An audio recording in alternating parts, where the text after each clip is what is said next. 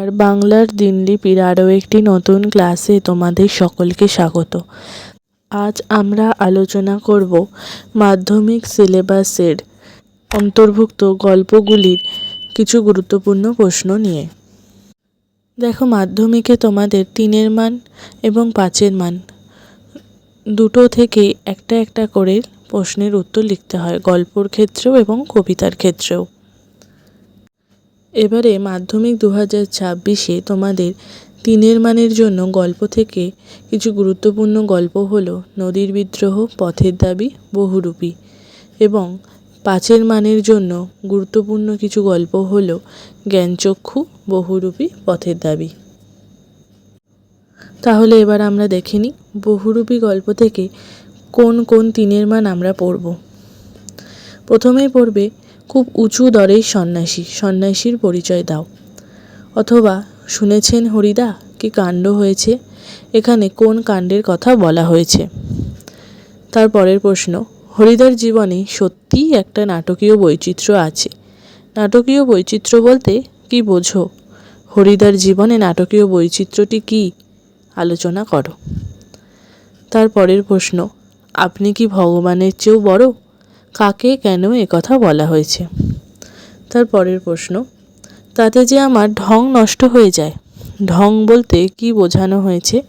কিসের ঢং নষ্ট হয়ে যাবে?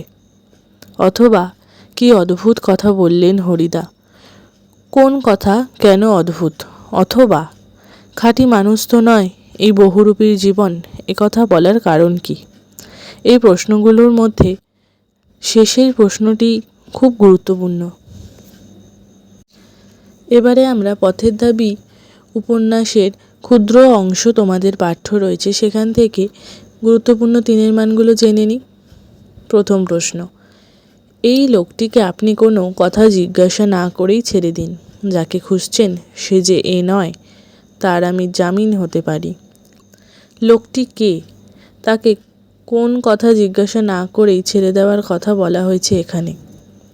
পরের প্রশ্ন, তবে এই বস্তুটি পকেটে কেন? কোন বস্তুর কথা বলা হয়েছে? তা পকেটে থাকার সপক্ষে যে যুক্তি দেওয়া হয়েছে তা লেখো। পরের প্রশ্ন, বুড়ো মানুষের কথাটা শুনো। বুড়ো মানুষ কে? তার কোন কথা শুনতে বলা হয়েছে? পরের প্রশ্ন, আমি ভীরু, কিন্তু তাই বলে অবিচারে দণ্ডভোগ করার অপমান আমাতে কম বাজে না। বক্তা কাকে একথা বলেছে? কোন অবিচারে দণ্ডভোগ তাকে ব্যথিত করেছিল?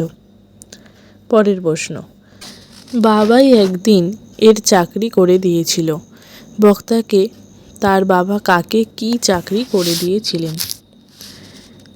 পরের প্রশ্ন, গিরিশ মহাপাত্রের পোশাক পরিচ্ছদ এবং চেহারার যে বিবরণ আমরা পেয়েছি তা পাঠ্যাংশ অবলম্বনে আলোচনা করো। এরপর আমরা নদীর বিদ্রোহ থেকে গুরুত্বপূর্ণ 3-এর মানগুলো দেখে নেব। প্রথম প্রশ্ন, নদের চাঁদের ভারী আমোদ বোধ হইতে লাগিল। নদের চাঁদের এই আমোদ বোধের কারণ কি? 30 বছর বয়সে নদীর জন্য নদের চাঁদের এত বেশি মায়া একটু অস্বাভাবিক। গল্প অবলম্বনে এই অস্বাভাবিকত্বের কারণ ব্যাখ্যা করো। নদের চাঁদ ছেলে মানুষের মতো উৎসুক বোধ করিতে লাগিল। নদের চাঁদের এই ছেলে মানুষের মতো উৎসুক বোধের কারণ বিশ্লেষণ করো। পরের প্রশ্ন, আজও সে সেইখানে গিয়া বসিল। কে কোথায় কেন গিয়ে বসল? পরের প্রশ্ন, নদীর বিদ্রোহের কারণ সে বুঝিতে পারিয়াছে। কে বুঝতে পেরেছে? নদীর বিদ্রোহের কারণ বলতে সে কি বোঝাতে চেয়েছে? গল্প অবলম্বনে লেখো। পরের প্রশ্ন, বড় ভয় করিতে লাগিল নদের চাঁদের। নদের চাঁদের এই ভয় পাওয়ার কারণ কি? এবার আমরা গুরুত্বপূর্ণ গল্প থেকে 5-এর মানগুলো দেখে নেব। দেখো, 5-এর মানের জন্য আমরা পড়ব জ্ঞানচক্ষু, বহুরূপী, পথের দাবি। তাহলে জ্ঞানচক্ষু থেকে 5-এর মানগুলো দেখে নিই। প্রথম প্রশ্ন, তপন আর পড়তে পারে না, বোবার মতো বসে থাকে। তপনের এমন অবস্থার কারণ বিশ্লেষণ করো। অথবা নতুন মেশোকে দেখে জ্ঞানচক্ষু খুলে গেল তপনের। কোন ঘটনায় জ্ঞানচক্ষু খুলে গেল? গল্প অনুসারে সত্যি কি এই ঘটনায় তপনের জ্ঞানচক্ষু খুলেছিল? তা নিজের ভাষায় আলোচনা করো। পরের প্রশ্ন, জ্ঞানচক্ষু গল্প অবলম্বনে তপনের চরিত্র আলোচনা করো। এবার আমরা বহুরূপী গল্প থেকে 5-এর মান দেখব। প্রথম প্রশ্ন, অদৃষ্ট কখনো হরিদার এই ভুল ক্ষমা করবে না। হরিদা কি ভুল করেছিল?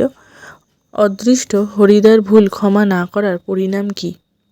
অথবা তাতে যে আমার ঢং নষ্ট হয়ে যায়, কিসের জন্য বক্তার ঢং নষ্ট হয়ে যেত?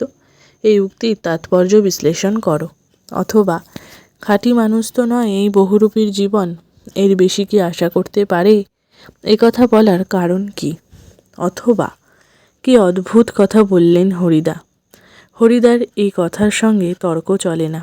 কোন কথা কেন অদ্ভুত? গল্প অবলম্বনে আলোচনা করো।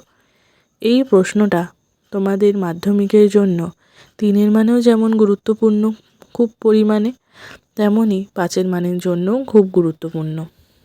পরের প্রশ্ন, হরিদার জীবনে সত্যিই একটা নাটকীয় বৈচিত্র্য আছে। হরিদা কে? তার কর্মকাণ্ডের মধ্যে যে নাটকীয় বৈচিত্র্য ধরা পড়েছে তার গল্প অনুসরণে ব্যাখ্যা করো। অথবা হরিদা চরিত্রটি গল্প অবলম্বনে বিশ্লেষণ করো।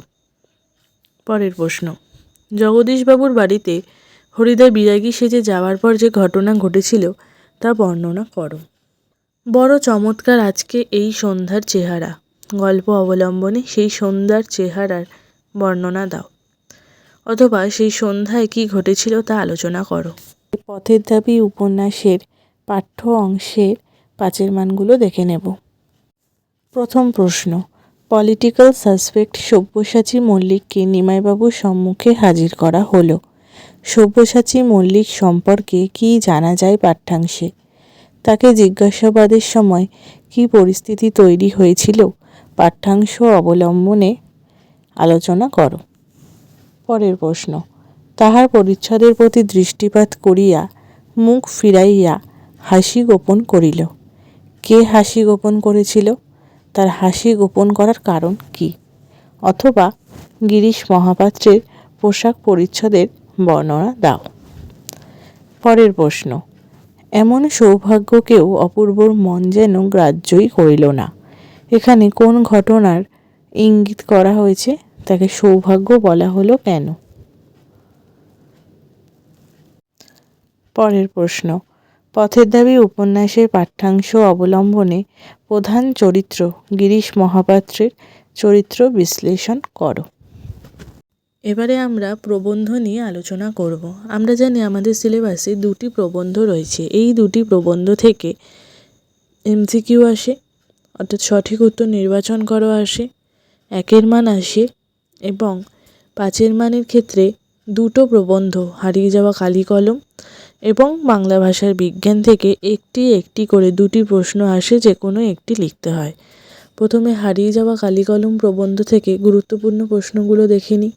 5-এর মান, হারিয়ে যাওয়া কালি কলম প্রবন্ধে কালি কলমের প্রতি ভালোবাসা কিভাবে ফুটে উঠেছে প্রাবন্ধিকের তা আলোচনা করো।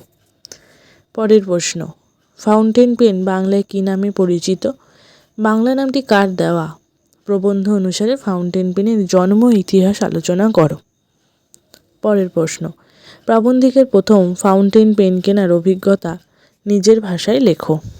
পরের প্রশ্ন, আশ্চর্য, সবই আজ অবলুপ্তির পথে। কোন জিনিস আজ অবলুপ্তির পথে? এই অবলুপ্তির কারণ কি? এই বিষয়ে প্রাবন্ধিকের মতামত আলোচনা করো। তাই নিয়ে আমাদের প্রথম লেখালেখি। প্রাবন্ধিকের শৈশবে লেখালেখির সরঞ্জামগুলি কি কি? তাদের কালি তৈরির পদ্ধতিটি লেখো। পরের প্রশ্ন, সব মিলিয়ে লেখালেখি রীতিমতো একটি ছোটোখাটো অনুষ্ঠান। লেখালেখি ব্যাপারটিকে ছোটোখাটো অনুষ্ঠান প্রাবন্ধিক বলেছেন কেন? পরের প্রশ্ন, মুঘল দরবারে একদিন তাদের কত না খাতির, কত না সম্মান। তাদের বলতে কাদের বলা হয়েছে? তাদের খাতির ও সম্মানের পরিচয় দাও। পরের প্রশ্ন, কলমকে বলা হয় তলোয়ারের চেয়েও শক্তিধর। বিষয়টি ব্যাখ্যা করো। কলমকে তলোয়ারের চেয়েও শক্তিধর বলার কারণ কি?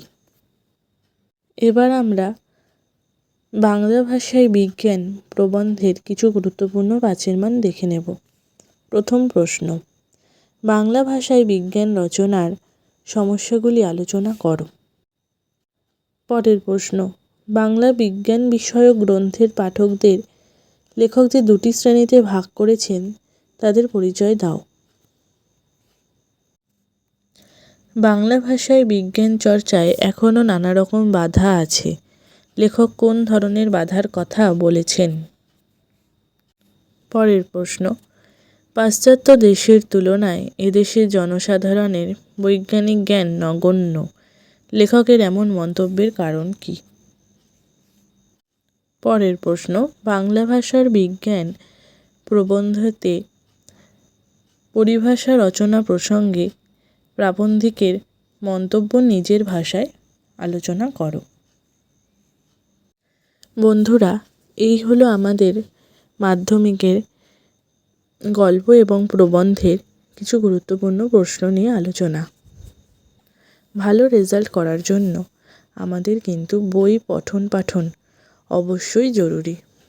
তোমাদের মাধ্যমিকের সিলেবাসে অন্তর্ভুক্ত প্রত্যেকটি গল্প এবং কবিতা তোমরা ভালো করে রিডিং পড়ো, তবেই তোমাদের উত্তর লেখাগুলো আরও সাবলীল এবং সুন্দর হবে। আমার এই আলোচনার ক্লাস কেমন লাগছে অবশ্যই জানাবে, আর সেই সঙ্গে ক্লাসটি বন্ধুদের মাঝে শেয়ার করে দিও এবং এরকম আরও বিষয়ভিত্তিক আলোচনা পেতে হলে চ্যানেলটি লাইক করে সাবস্ক্রাইব করে বেল আইকন প্রেস করে দিও। ধন্যবাদ।